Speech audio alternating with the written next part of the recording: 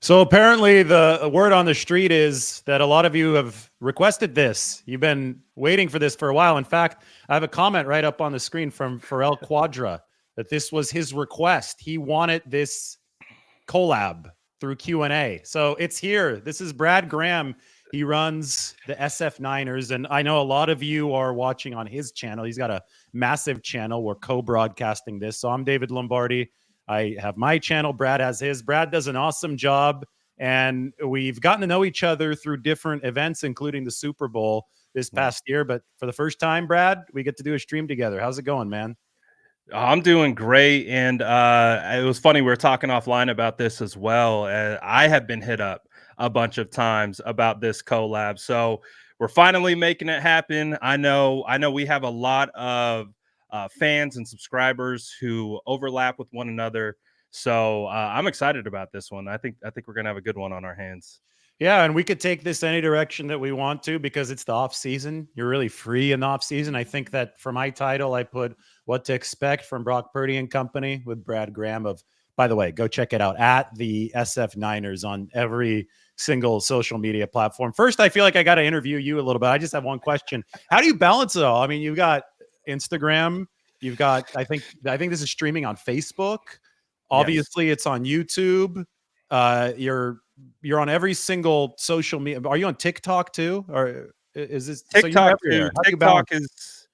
has been one that I dabble with. It's definitely kind of on the back end, but yeah, we have over 500,000 subscribers across all platforms, or subscribers, followers. It is definitely a challenge to balance, and again, like we were talking about, YouTube in of itself can be a full-time job for anyone. So balancing the Instagram, Twitter, Facebook, it's all a science almost of trying to figure out how to work each individual algorithm, and not only the algorithms, but understand that each platform and each fan on each individual platform has different wants and needs. And Mm. so it's a combination of trying to be able to know your end user as best as you can, because it's crazy. You would think that maybe Facebook and Instagram would have the same interests, not necessarily. YouTube and Twitter, not necessarily. TikTok. So you have to kind of try to find what those fans are looking for, and try to give them the best content possible. And I know both you and I are definitely focused on giving the fans the best content possible. You know what? When we talk about the different platforms and the different types of fans, I know people here watching on YouTube, maybe a few on Facebook as well. Personally, I my favorite audience has been on YouTube. I will say that I write for The Athletic, and the comment section on The Athletic is awesome. That's where you get really thoughtful content. But the comment section on YouTube, and I think it's because we have longer form content on YouTube versus these other sites, or these other mediums like Twitter or X as they call it now. They're character limited, right? So it's just kind Yeah. of short bursts, and that just leads itself to negativity, to Mhm. sarcasm. It's just not as thoughtful of an experience. We could sit here for 45 minutes right now and talk about the 49ers, and or on The Athletic, I could sit there and I could write a 2,000 word piece that actually gets under the surface of stuff, and then the community reflects the work, right? So the Mhm. community that digests the longer work, they're more likely to have a thoughtful comment, and one thoughtful comment leads to two thoughtful comments, and then it leads to a nice conversation. Has that been your experience with YouTube, that you've had a good experience with the interaction that you get on there? Absolutely. I think with YouTube, and kind of like you were talking about, you can really curate your audience in a sense, where one of the cool things about being a 49ers content creator, or a beat reporter like yourself, is there's a lot of us doing this, so you can really pick and choose kind of who you vibe with the most. And I really do think that because we're able to show our personality while talking and giving takes and opinions on the 49ers, which is, what we're all here to talk about, it's you gravitate towards like-minded individuals, right? So I think when you look at, my YouTube chat, you look at your YouTube chat, everyone's just kind of vibing, and that's been my ultimate goal, is to create a platform for people to come together and just talk about the San Francisco 49ers. I find it funny sometimes when football can enter that toxic category. And it's like, this is supposed to be an escape for people like you and I. Like, this is both our jobs, and our jobs revolve around this. So we have a serious nature to it, and we take our jobs very seriously. But at the same time, it's a perfect opportunity to bring people together. And, something bad happens, we all go through it together. Something good happens, we all go through it together, and we just experience it. And I think that's one of the coolest things that YouTube offers, is because you can hit so many different levels of that connection, and it allows us to build these awesome communities. And I really do believe that you could put my community, you can put your community up with, almost, any other sports community on YouTube. And, the vibes are pretty immaculate, I'd have to say. Yeah, that's really, really well said. And the one linchpin that ties everything together is the 49ers, and not just the 49ers, but the roller coaster ride that they've taken us on over the past 5 years or Good so. way to put it. There have been very high highs. There have been some very low lows. It's not like they've gone 2-14, or I guess now 2-15 with the 17 game season. But one would argue that losing an NFC championship game or the Super Bowl hurts a whole lot more than losing a lot of games in the regular season and not making the playoffs. And the 49ers have definitely fallen in the former category, not the latter category. Even in 2020, when they went 6-10, you looked at all the advanced data, that was still like a top 10 team in football. They were just so injured and they had bad luck here and there. So they finished 6-10, but it was still a really, really talented team. But you had 2019, 13-3, Super Bowl loss, gut wrenching. I get it. 2020, gut wrenching in its own right, because everybody wanted the revenge tour that was following the 49ers, and they got the injury tour instead.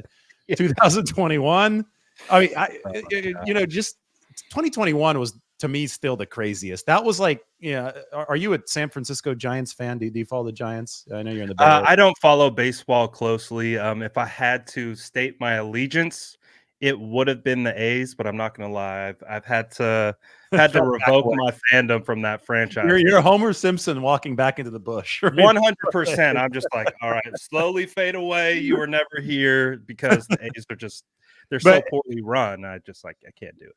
Since we probably have Giants fans watching, the Giants, when they won that World Series, I think it was in 2012, when they played all those elimination games, they were always like down in a series.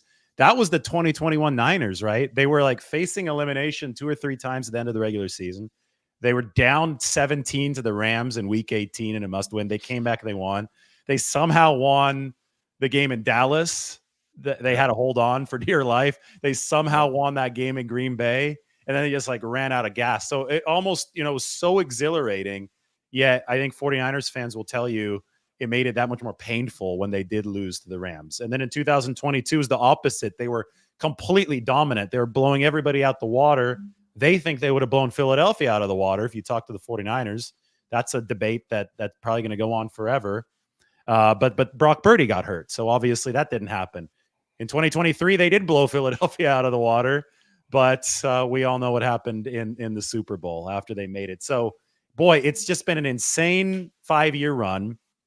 That's why I put the question on the bottom of the screen. That's going to be the topic, our general topic today. What can we expect from the 2024 49ers?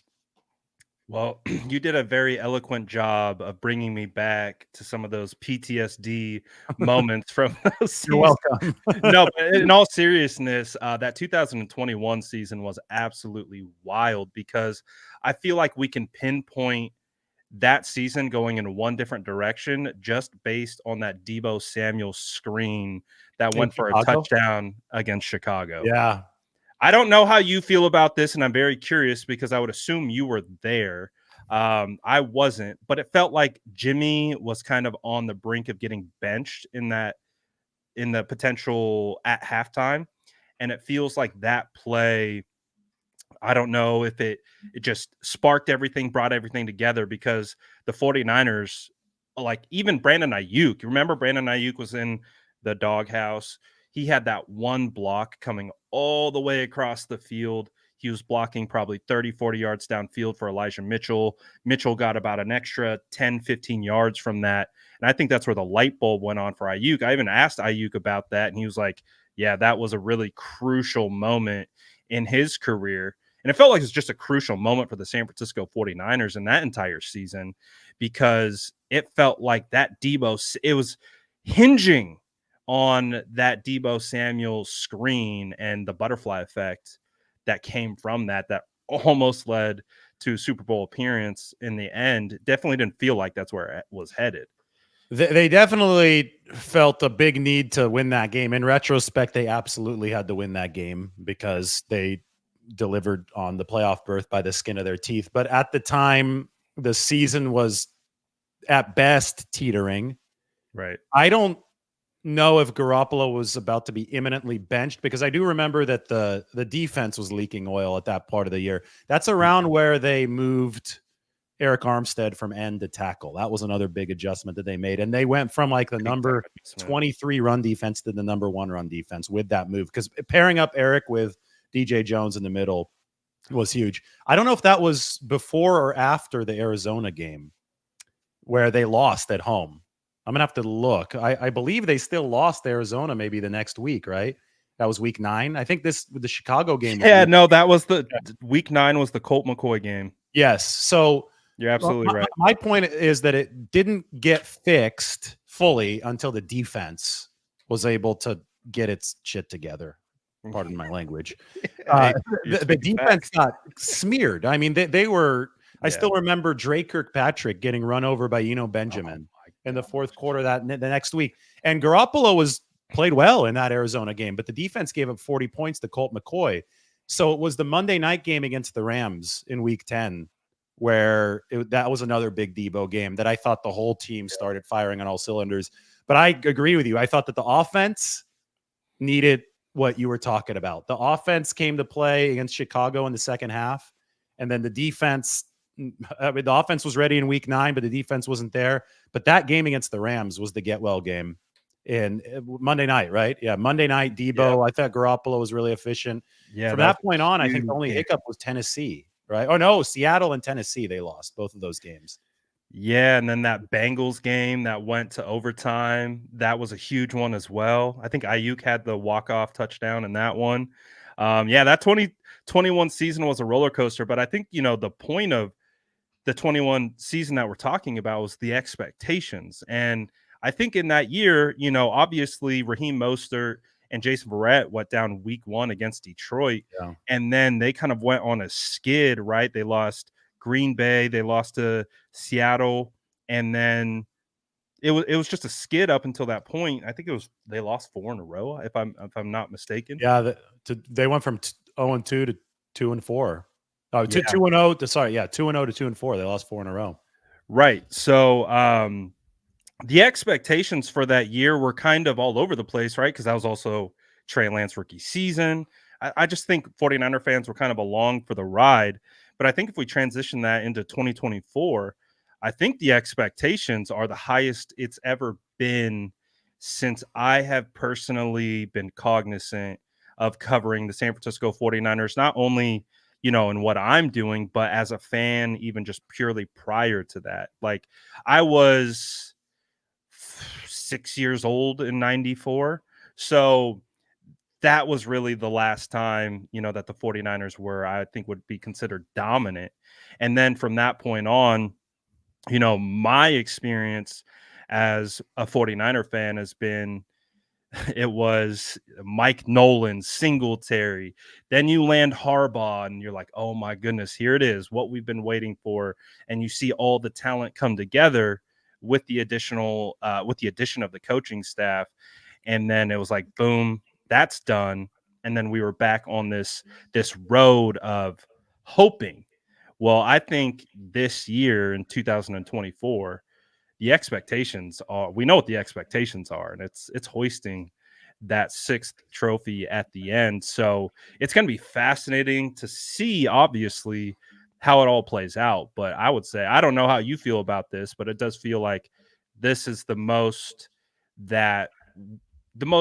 highest, loftiest expectations that the 49ers have had in probably 2 decades. Well, objectively speaking, they are favorites to win it all. They are also favored in every single game, which you That's rarely see. All 17 games they're favored. That includes a game against the defending world champions, the Chiefs.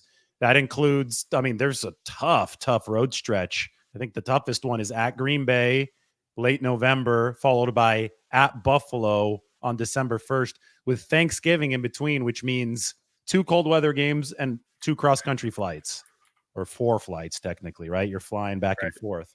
So, I mean, just because you're favored in every game doesn't mean that you're likely to win every game. Hopefully everybody understands that. But for every individual game they're favored, I just think that the tail ends of some of these back-to-backs are going to be brutal, especially when we look at the rest disadvantage that they have against a lot of these good teams. The net rest disadvantage was, for 2 straight years, has been really tough for the 49ers. So if they do get this done, it will have been earned. They've played 20 games in each of the past 3 seasons, so 60 games in 3 seasons. I think that you look at how they've constructed the team this offseason directly reflects the challenge in front of them. They've just run 3 marathons, and they're about to run a 4th.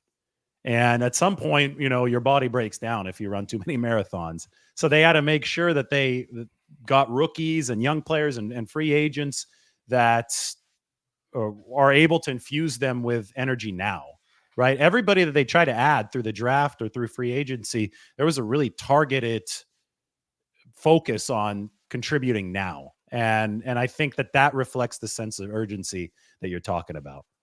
Absolutely. And I think one of the spots where I'm really excited to see what they've added is in that defensive line room. Like Yeah. you 6 talked new about, linemen. yeah, you talked about Eric Armstead kicking down over the 3 tech and how that really changed the complexion, of that defensive line in 2021. Well, it's like he's not here anymore.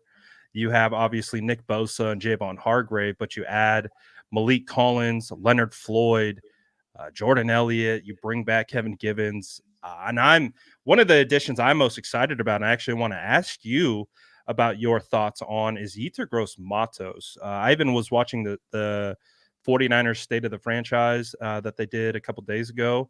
And I thought it was interesting how Sorensen talked about Yetur Gross-Matos a couple times and how they feel he fits what they're looking for, not only in the short term, but they also discussed like the issues that they've had with bringing in guys on a 1 year, you know what I mean? 1 year deals. Like I think of Arden Key, I believe he was brought in on a 1 year deal, and then he had the 6 sacks, and he was able to leverage that into a different contract. I know they traded for Charles Omenihu, but they had about a season and a half with him before he signed the lucrative deal with the Chiefs.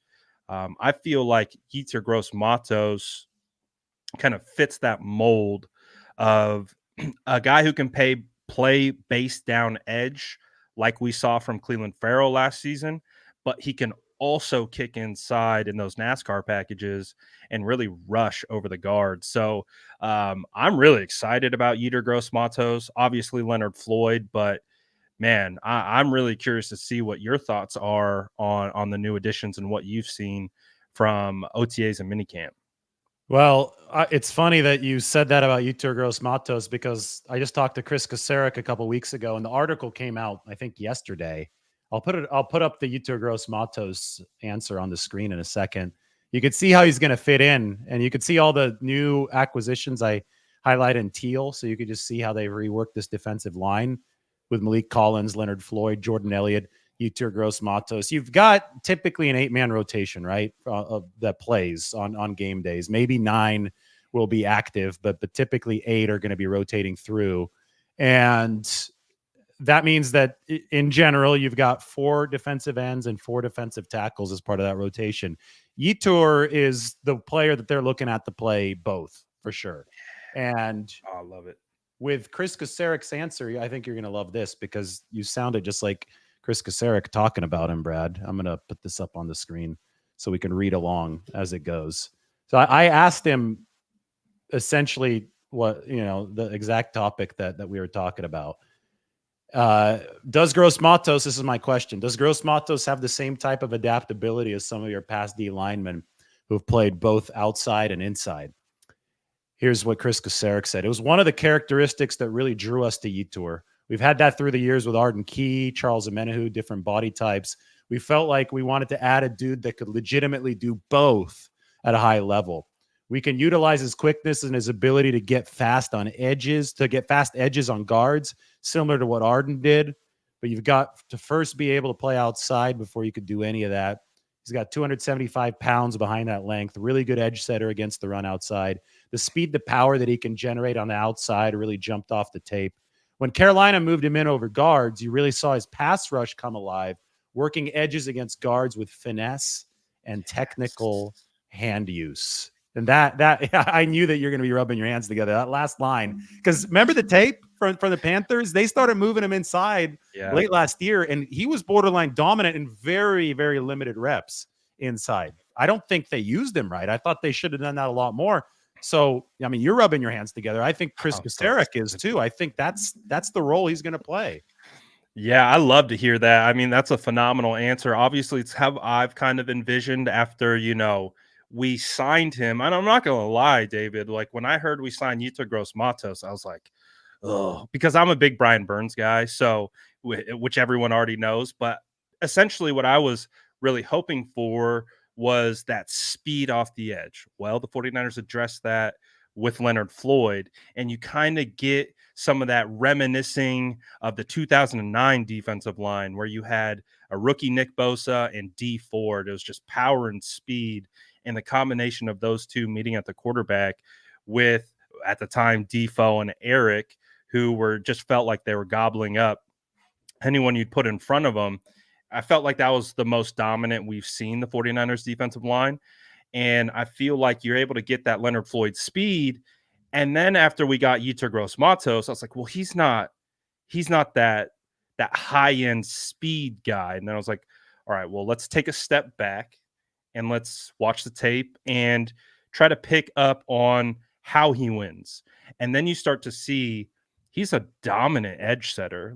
And I think 49er fans really started to understand and grasp Clelin Ferrell's significance last year when he was out throughout the playoffs. And you're like, wow, they keep running to his side. It's just they keep getting all around the edge over and over again. It was like, yes, because Cleveland, although he wasn't generating a ton of sack production, he was a great edge setter in base downs. And you lose that with him going to the Commanders. And so the 49ers, and I love the thought process here, is they identified a younger and a potentially more explosive option that could not only do what Clelin Ferrell does, but can also do a combination of, just like Kosurik had mentioned to you in the article you'd written up, is that he can also do it over the guards. And you take his length and you combine that with the shorter arms of guards, less nimble, and you can really make those guys pay. And I think that's why we, talking about Eric Armstead, Eric had so much success over the guards for that same reason. And so I'm really excited about Yetur Gross Matos. Really excited about Leonard Floyd. I'm curious about how Malik Collins and Jordan Elliott are going to fit in, but I'm really excited to see how this new look defensive line is going to come out. Yeah. So, I think this was obviously a problematic run defense last year. We talk about it a lot. It slipped down to like number 26. It was bad. I mean, and we just talked about it a few minutes ago in 2021. They were number 1 in the league after Eric Armstead moved inside to pair up with DJ Jones. And that leads me to what I think were the two things that were really missing from the defensive line against the run. One was the edge setter in the playoffs, especially after they lost Clelin Ferrell. A lot of people don't talk about what Sansom Ebukam had brought to the team the previous 2 years. True. So they had to replace him as an edge setter. It was a big problem on the side opposite of Nick Bosa. And then 2, they haven't had a nose tackle type that has a real nose tackle type that with explosiveness, because you need explosiveness in this scheme because it's the wide 9. They're far apart, but they haven't had that type of player since DJ Jones. So I think that's been a hole since the end of the 2021 season. They've got 3 prospects in the pipeline now. I talked a lot about these prospects yesterday. We can see here in the defensive line depth chart. And I think that if they're going to be a dominant run defense, one of these 3 guys has to enter the rotation this year. They can win the Super Bowl without that happening. They'll just have to be a more offensively oriented team. But if Mhm. Clea Davis or Evan Anderson, the rookie out of Florida Atlantic, or Shaquille Brown, who they just picked up off a tryout, he was with Tennessee last year, one of those 3 guys enters the rotation as a solid double team absorbing, nose tackle type on the inside, then I think that really unlocks this defense's resurgence back into the top 10 in run defense. What do you think about that particular hole? Oh, 100%. For me, as being a former offensive lineman, those nose tackles don't get a ton of hype unless you're one of the best in the league, but they really have a substantial role in just taking on double teams and just being able to command double teams. So if one of these guys can come out and be that, this defensive line definitely has an opportunity. And it feels like Jordan Elliott might have the leg up in that potential category of being, the run stuffing kind of defensive tackle that you're looking for. So I'm excited to see how he fits in. But I think we carry the same thoughts as the 49ers. If you can build that front to obviously be impactful in both the pass and run, we'll see a marriage again of pass, Russian coverage. It just felt like that was something that we lost last season. I don't know if we can assign that fully to Steve Wilkes or what have you. It felt like the glaring hole for the defense, and they struggled as a result.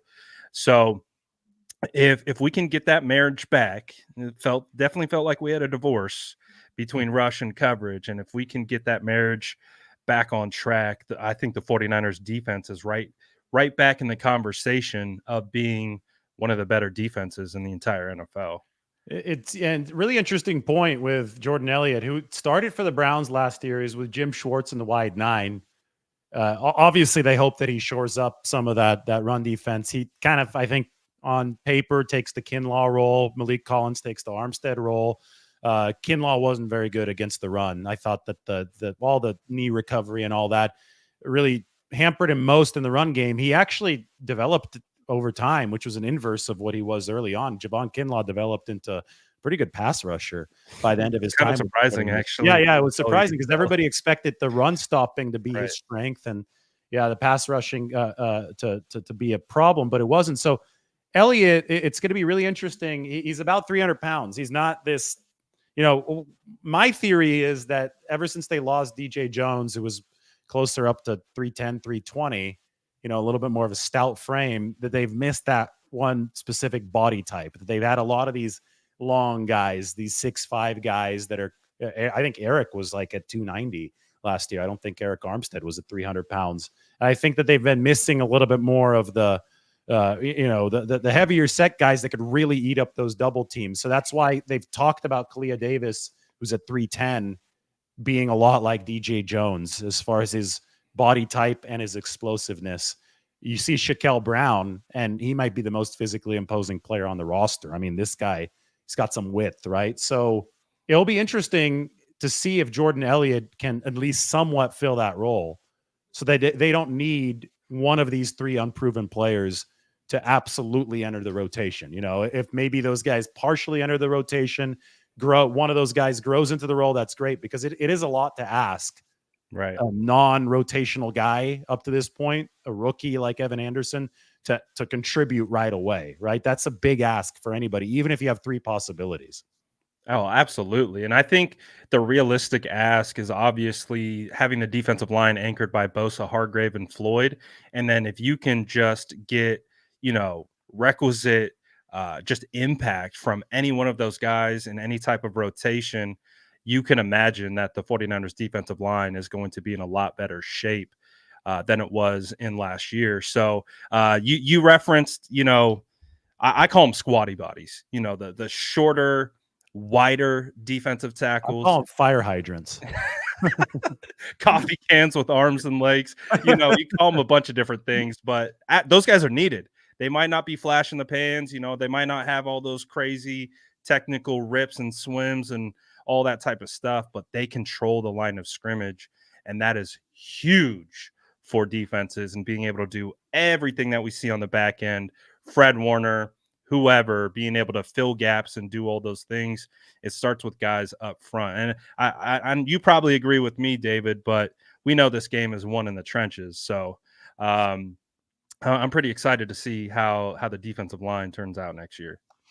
Let's do the inverse. Yeah, I agree. I've been talking for years about, and I know you have because of your background in line play, but for years, I feel that people kind of shied away from the O-line topic until this past season, really. And this past off season, everybody's acting like they've been talking about the offensive line for years, and they haven't. I know because I follow the 49ers media ecosystem on Twitter, and you're the only person that I could have a offensive line conversation with for years. And now everybody wants to talk about it. But I could put it back up on the screen and we could look at what the roster looks like. You know, many seemed unnerved that they didn't use their first round draft pick on an offensive lineman, but you should never use a pick just for the sake of using a pick. They actually did add quite a significant amount of players to the room over the offseason. The rookies are in green here. This is the O-line, by the way. And the free agents are in teal. And they started with the third round with Dominic Pooney out of Kansas. And then they added what I thought was, Jarrett Kingston was in the sixth. He's probably going to be a guard. Pooney can maybe play all five positions, but they're going to begin working him at guard. They did add two centers near the end of undrafted free agency, so near the end of the acquisition period, in Drake Nugent and Bryson Mays. So the first thing that I say when I see who they acquired rookie wise along the offensive line is they want to immediately try to improve the right guard position, and I probably should shuffle this around and put Pooney at right guard. But right now it's a little bit of a mess because Brendel's hurt and Feliciano's playing center, and who knows how that's going to shake out. But I think that they could immediately improve one of the guard spots, probably right guard. And I can tell they're chomping at the bit to improve center. And that may not be this season because there's a lot of cerebral knowledge involved there. But down the road, they've got many, many guys on this roster now, Brad, that are capable of potentially playing center. Yeah, no, to your first point about fans really wanting that first round offensive tackle. Me being the offensive line guy that I am and loving talking about offensive line. And of course, yeah, get me the best offensive lineman possible in the earliest round. Even I was like, guys, I don't think they're going to take offensive line in the first round. Like, I just don't see it aligning with the talent there and the value in which they're at. And I've said it a lot, and it was really cool to hear Forster talk about it. He's like, man, you can find starting caliber offensive linemen 2 through 5. And I say, you can find starting, especially on the interior, you can find starting interior offensive linemen like clockwork between rounds 2 through 5 every single year. And so it does appear that the 49ers feel confident in Colton McKivitz. And obviously he's become, a big point of emphasis for the fan base. And I understand he's given up a decent amount of pressures, gave up, I think top 10 in the league in sacks. So the statistics, bear out that he had a, below average season. I would say he had about an average season. And I do think he has room to improve. So it does feel like the 49ers are really angling to find the right combination on the interior, because based on the way that we watched the offensive line play out last year, there just wasn't a whole lot of continuity. Aaron Banks was in and out of the lineup. I think he was suffering with like a turf toe injury for a majority of the year. So that had Feliciano going to left guard, and then Burford would be out, and then he would switch back. And there just hasn't been enough continuity for me on the interior. So what I'm really excited about seeing is, how do they attack this? Is it a scenario where we see Feliciano maybe bump to center and they feel Dominic Pooney can play right away and they put him at right guard? Or does Jake Brendel, who I would say had a up and down season last year, does he rebound and have a better season than he did last year? It's going to be fascinating to see how it ultimately plays out.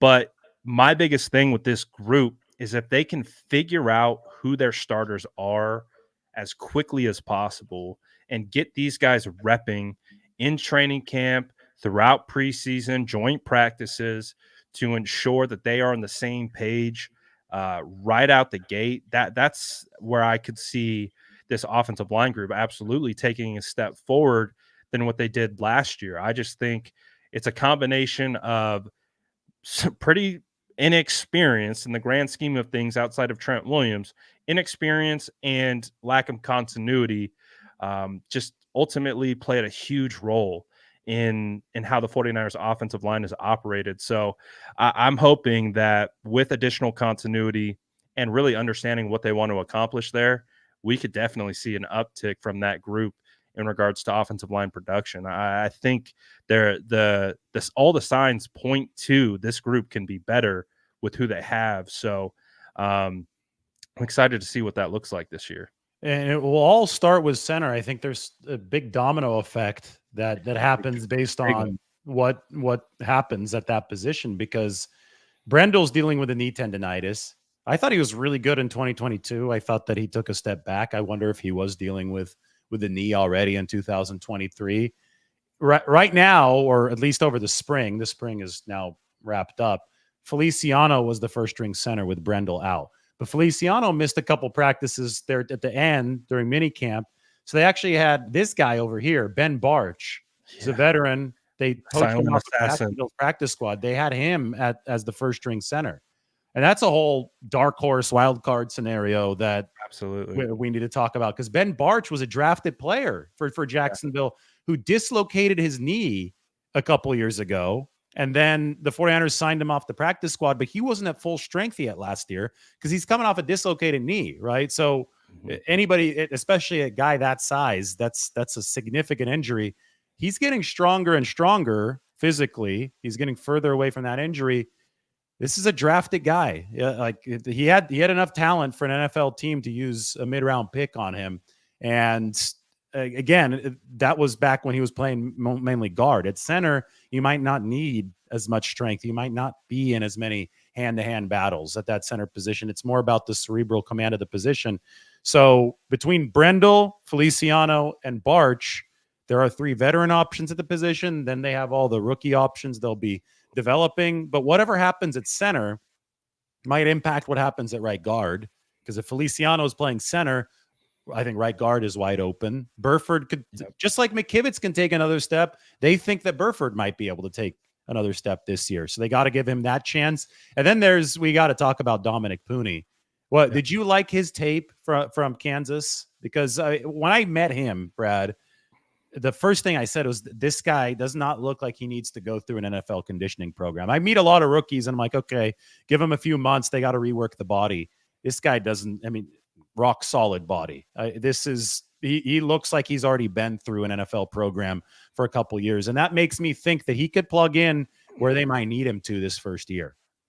Yeah, I think I watched 4 games of Dominic Pooney's senior season, and I came away really impressed. Now, there's obviously areas of that he can improve upon, but playing left tackle position, based on his technique, you could really see that he was going to be slated to be a guard in the NFL. Now, obviously, he can play the tackle positions if needed, which is a huge positive. But when you watch him, you can see that from you've heard the term before, David, the dancing bear term. Like, I felt like he really resembled that, right? Because he's 6'6", like you said, he's built extremely solid. But man, when those hips got to moving in pass protection, that's one of the main things that I key on for trying to discern physical attributes for offensive linemen, especially in pass blocking. Is it's kind of like a cornerback, right? If you got rigid hips as a cornerback, it's probably going to be tough sledding for you, going up against some of these top wide receivers. Well, the same thing applies for offensive linemen. You really have to be able to have these fluid hips because they're constantly working leverage, right? They're trying to set you up on the outside, counter inside. They're trying to set you up outside, speed the power straight through you. So it's a game, right? You're constantly trying to win the leverage battle. And with Dominic, you could see right away whether it was inside moves, counter outside moves, he was right there with them. And that's one of the hardest things to do as an offensive lineman is mirror a defensive tackle who's throwing games at you. And you could see it didn't matter what game it was, Dominic was right there for it. So my only thing with him is he can get a little bit high getting to second level. So you just want to drop those pads a little bit. But Aaron Banks had the same issue in his first year as a starter, and he was able to correct that and get better at that as the season progressed. So it's something you can work on. I think when you watch him, he has all the tools that you want for a guard. Like he's really built solid to play the guard position, and especially from a pass blocking standpoint. I think the coaches talked about that as well. So it kind of marries up. And so Dominic definitely, if he can understand the playbook and really understand, and when I say that, it's like the nuances, and I think that's where Burford has struggled. Burford has all the physical tools and attributes that you want from an NFL guard offensive lineman. He has just had issue acclimating to the smaller nuances of playing the position. And because of that, he finds himself out of position. And then the offensive line as a whole struggles. And so I do agree. Spencer Burford has the opportunity to make a huge leap because he already has the physical traits. He already has what you want from that regard. If he can just lock in to doing exactly what's expected to him every single play, he could absolutely be the starter. So it's gonna be a nice. I think they're open to the competition. So I'm really excited to see who wins it because I do think it's up for grabs. I don't look at anyone in that right guard or center spot where they're just like, this is Alex Mack. This is, uh, I don't know, another guard that we've known to be locked in there. So it's like I do think that there's open here, and Dominic can do it. I think Ben Barch is a quality prospect as well, like you talked about, and Feliciano's just as consistent as they can be. So man, I'm excited. It's one of my favorite matchups that I'm looking forward to for training camp. Well, let's just visualize what's at stake here. This is my favorite chart. I'm sure that you've seen this one floating around, but this is pass block grade on the x-axis. So the worst pass blocking that a QB has in front of him by PFF grade. The further his dot's going to be to the left, and then quarterback efficiency is going to be the vertical axis. The 49ers didn't have good pass protection last year on the aggregate, yet Brock Purdy was still up here. This is insane, by the way. Everybody, take a look at this, study it. If you don't understand it, put it in the comment section, and I'll explain it a little bit more. But Brock Purdy, even with substandard pass protection in 2023, put up these kinds of efficiency numbers.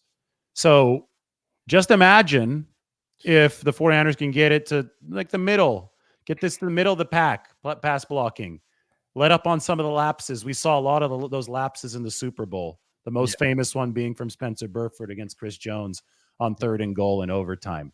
So if you could get Purdy's dot over here on the X, you probably can get his efficiency completely off the charts. You could talk about a historic season if you could get that kind of protection in there. Now, I don't expect the 49ers to have top level pass protection given the personnel. It's largely the same, but there are some improvements that it looks like they might have made.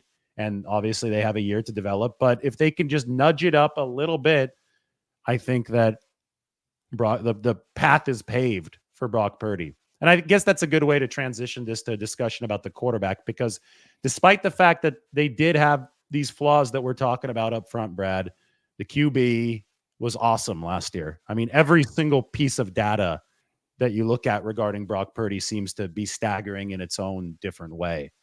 But this next season is going to be his third, and he has a full offseason under his belt, and maybe, just maybe, he'll have a slightly better offensive line.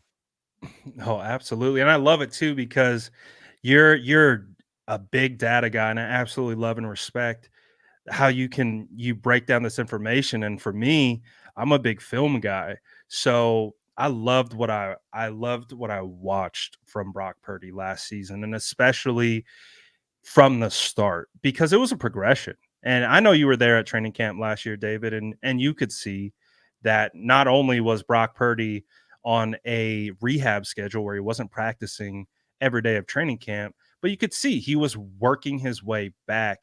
And even heading into the season, I would say even that Rams game, week 2, where he missed Ayuk deep, he missed Debo deep, he missed Jawan on a deep and breaking route. You could see it was just him settling in and trying to find that touch and that rhythm. And as the season continued to progress, you could see that he was getting more and more comfortable with his placement on the throws.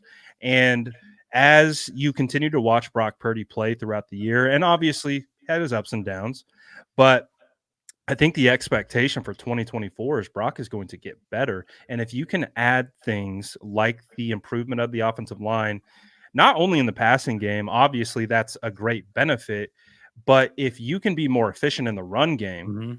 then your play action has way more potency than it did before. And we know Brock is phenomenal at play action. I bet you have some stat that indicates how good he is at play action. Um, but essentially is if you get this marriage of the offensive line pass blocking and also run blocking better, it is only going to help Brock Purdy. And not only that, Brock Purdy is going to get better on his own and he's going to continue to evolve. And I've talked about it quite a bit this offseason. I really think that we're going to see Brock Purdy pushing the ball down further, which he already led the league in multiple metrics in that regard of pushing the ball downfield. But I think on the field, he is going to be more comfortable, have better timing with his wide receivers, and he's not rehabbing anymore. He's not like, can I do this? It's no, I can do this, and I'm gonna do it. Just watch me. So I really do think Brock Purdy is going to take a step forward next year. And it's funny, people are expecting the shoe to drop, and I'm just like, guys, he's not even to where he is full potential. Like he still has tons of growth, not only as a quarterback from a maturity standpoint, from leadership standpoint, all these different areas he can improve upon. And that's what has me most excited for this upcoming season is that I think Brock can take a step forward and really perform even better than he did last year. You want it? You asked for it. The play I action. want it. I was You trying to want set it? you Here it up. goes. All right. League leading 77.3% completion rate out of play action, 10 yards per attempt, 10 touchdowns, and only 1 interception. His grade off of play action was the highest in the league, 94. That's PFF's grade. So the other stats are just stats. That Right. the grade is more subjective, just putting it Of out course. there. He also had one of the highest running grades in the league. The top 5 runners, as far as run grades off of play action, were Jalen Hurts, Lamar Jackson, Brock Purdy, Patrick Mahomes, and Bryce Young. And what that tells us is that Brock understands what's out there. At play action, you're often turning your back to the defense and from your receivers for a split second as you're faking the handoff. So then you have to reacquire what's going on. So if you've got a really good run grade out of play action, that tells me that you have quickly processed what's happening downfield coming off of the play fake, and you know if you should run, you know where you should run, and you also have the necessary athleticism and the toughness to run and do it effectively. And that's where Purdy was. So he's the most accurate passer from play action. He's one of the best runners from play action. And he also made some big time throws. He had, I think, 7 big time throws out of the play action. So, and a very, very low turnover worthy play rate, only 1 interception. So the data backs up exactly what you saw on tape there with play action and Brock Purdy. No, I'm so excited. Even hearing that again, it's the combination of being able to take the advanced analytics and put it together with what you see, and it's just like it's all there for everyone to be able to understand. And it's funny how we find ourselves still with people, and I don't even whatever about other people's opinions of the quarterback, but it's funny that people still make the argument against him. However, I do believe that Brock is going to take that step forward. Can you mention a little bit about, quickly, the leadership that he's shown at OTAs? Because I think I was watching one of your videos after camp, and I think you were talking about the leadership and what he was bringing to the table. What does that look like? What does that feel like when you're out there on the field, when you're seeing it? Well, here's one thing, and I'll rewind. I started my career covering Stanford, and they had Jim Harbaugh, and then they had Andrew Luck. And the most impressive exhibition of quarterbacking that I've ever seen was actually a game that Stanford lost. It was the 2011 Fiesta Bowl. They lost to Oklahoma State. They missed a field goal at the very end, but Luck did everything to put them into position to win the game. He went 27 of 31 with 3 throwaways and 1 tipped interception, and the tipped interception was off of his receiver's hands. So it was a perfect game from the quarterback standpoint. The throwaways were intentional, and the interception wasn't his fault. He did not do anything wrong all game. Big time game, Fiesta Bowl, national stage.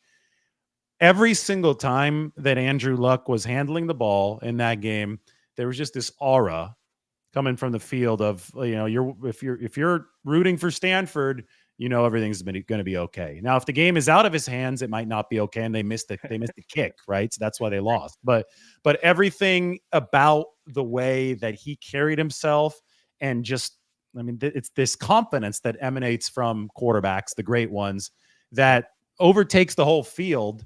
The defense feels smaller. The defense feels like they're stuck in a little bit of quicksand, because the way that quarterback is processing, and then obviously his athletic ability to take advantage of what he sees, is really, really obviously there.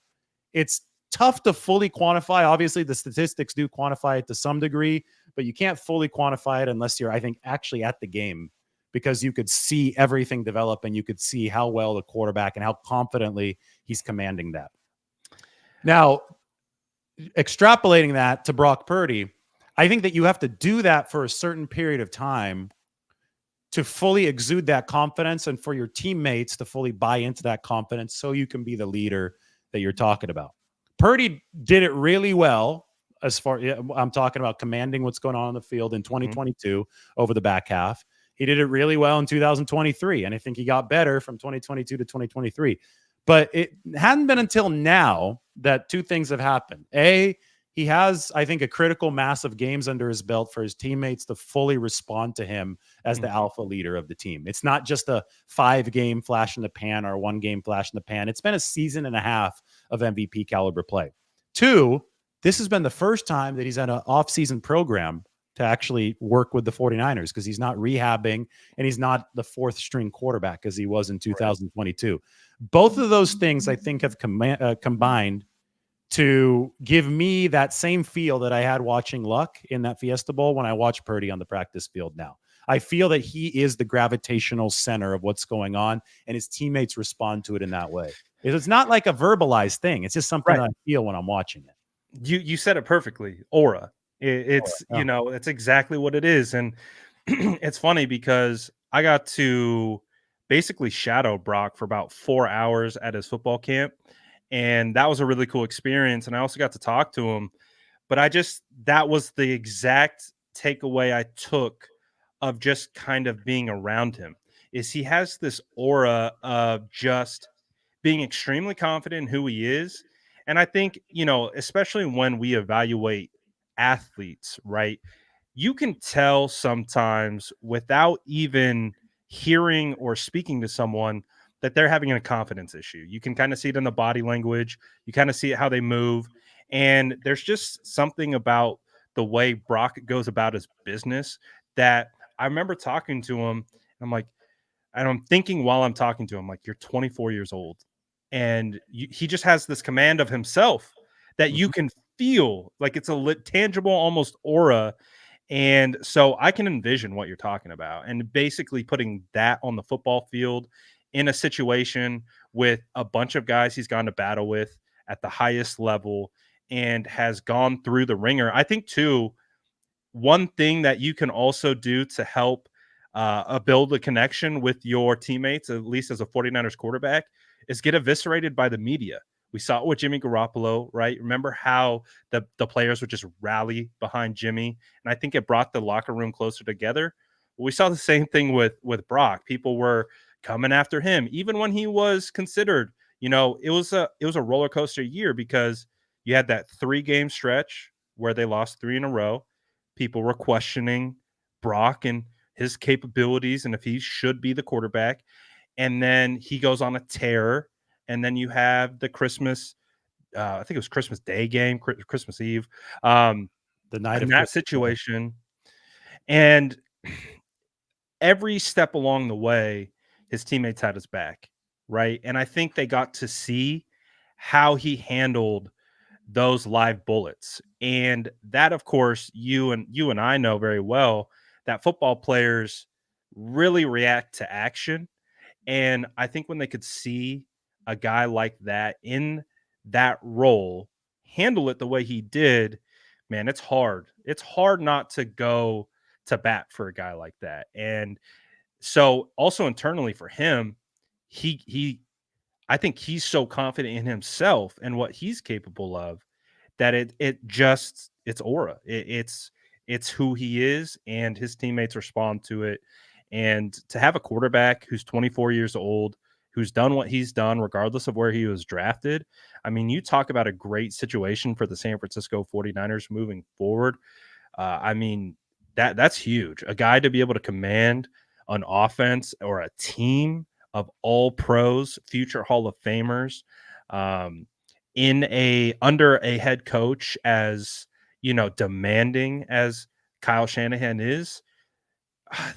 It's a great spot to be in, man. And a guy like that, you can only expect to get better. Listen, if you have the quarterback that's capable of winning a Super Bowl and the coach that can lead you there, that's what you need in the NFL to give yourself a shot every single year. And then some stuff has to break in your favor, but there's not a lot of teams that have that battery, the coach quarterback battery, right? And the 49ers, obviously you try to surround that battery with the right talent, and the 49ers have a lot of it, but I don't think anybody credible is questioning Kyle Shanahan's ability to call the plays and obviously bring the right guys into the building. Obviously, he makes mistakes. Obviously, he's got his flaws as a head coach, but he's still a damn good coach based on where the 49ers are now versus when he took over. And then you've got Brock Purdy. And I think that I just have to put this up here again.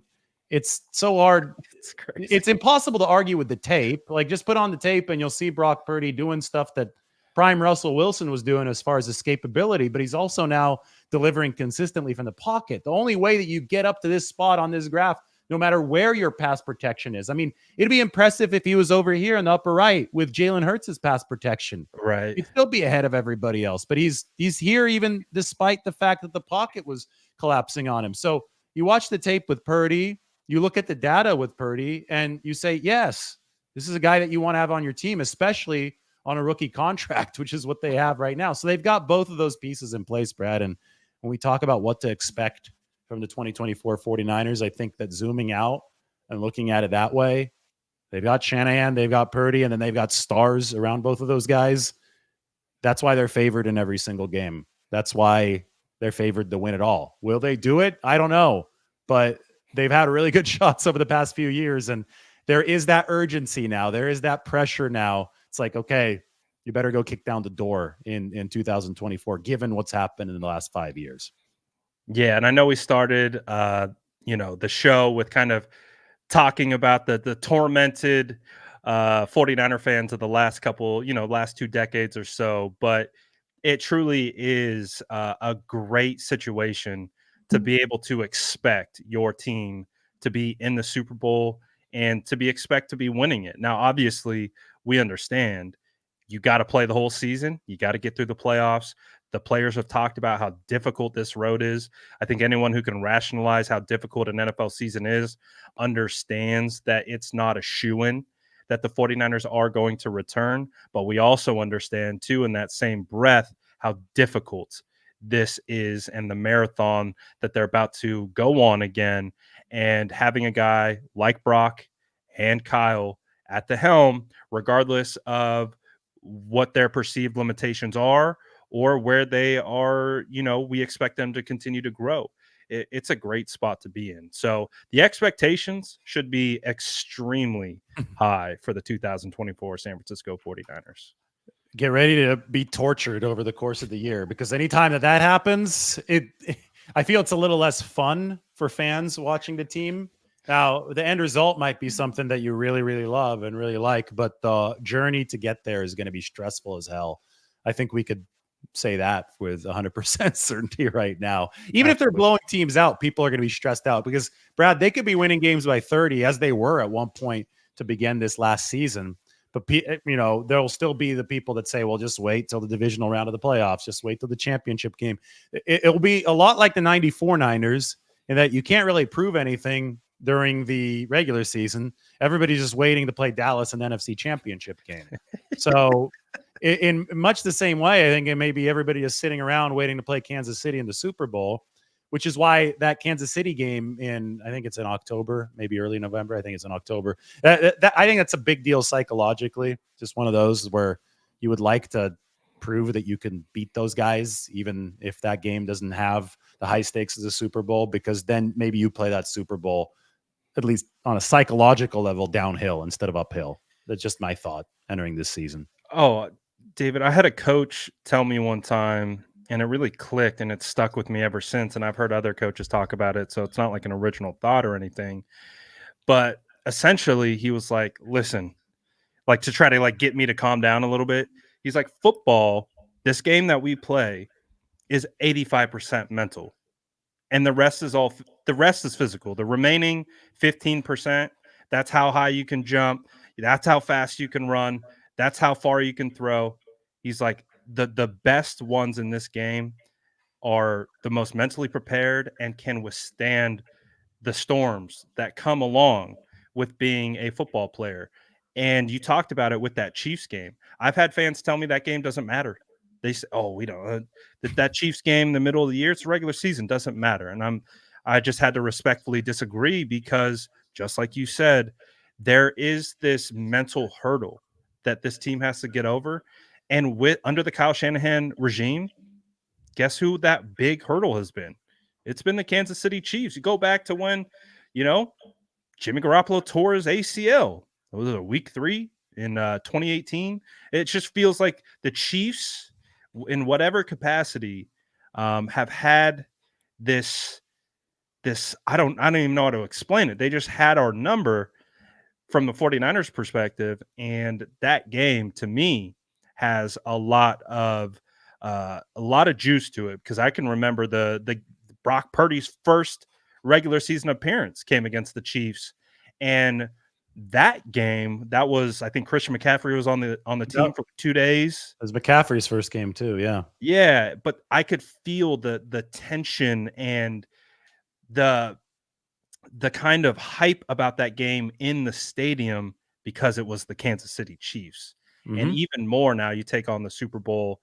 That game is huge. I really do think, from a mental standpoint, for sure. Well, the parallel, I think, and the 49ers hope that it follows this parallel is Dallas in the 90s. And they lost to Dallas in 2 straight NFC championship games. And it got to the point where Carmen Policy, who was the GM at the time, was with Eddie DeBartolo, the owner, in the elevator at Texas Stadium after they lost to Dallas the second straight time.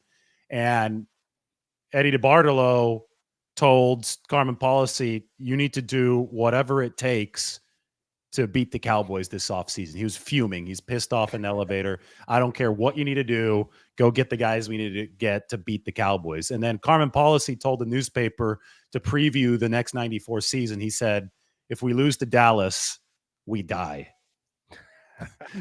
So those were the stakes in 94. They played Dallas in the regular season. They beat them 21-14 at Candlestick. It was week 11, 2014.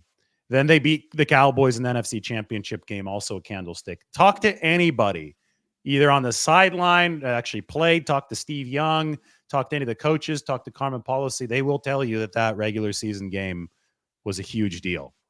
Now, yes, of course, like the 49ers can still win the Super Bowl if, they lose a last minute nail biter to Kansas City at home in October. It But doesn't mean that's anything against the division yeah, or in the yeah, conference. yeah. Of course, technically it won't matter, Right. but it's the mentality that matters. And I guarantee you that if the team is taking the same mentality as some of these fans that are saying it doesn't matter, they're not winning a Super Bowl this year. If the team is What not ready to play against a team that's beaten them twice in the Super Bowl, if they're not competing to win, they're not in the right headspace to win a Super Bowl. So that's what Yeah. matters. And I think that the results usually follow the process, right? So if they enter the game with the most talented roster in football with the right mental process, more likely than not, they're going to win because that should happen. They should take that next step against Kansas City. But Kansas City has had that psychological edge against them, mainly because of the guy wearing number 15 for Kansas City. And that's what the 49ers have to overcome, maybe with their lucky number 13 on the other side. So, Well, it's funny too on the inverse. Look at Dallas right now. They have a hard time getting past the San Francisco 40. It's almost a mental thing with them. And the 49ers will be playing Dallas, and I can guarantee you they're having the same conversations or the same mental processes when it comes to like this is a team that we have to get over the hump. Green Bay, We are too. going to go far. Green Yeah, Bay as Green Bay well. as well. Yeah, Absolutely. because Green Bay, that's now bridged Rodgers to Jordan Love. And go back to, I think this was 21. Yeah, I was 21 when Green Bay actually beat the 49ers in week 3. Sunday Night Football.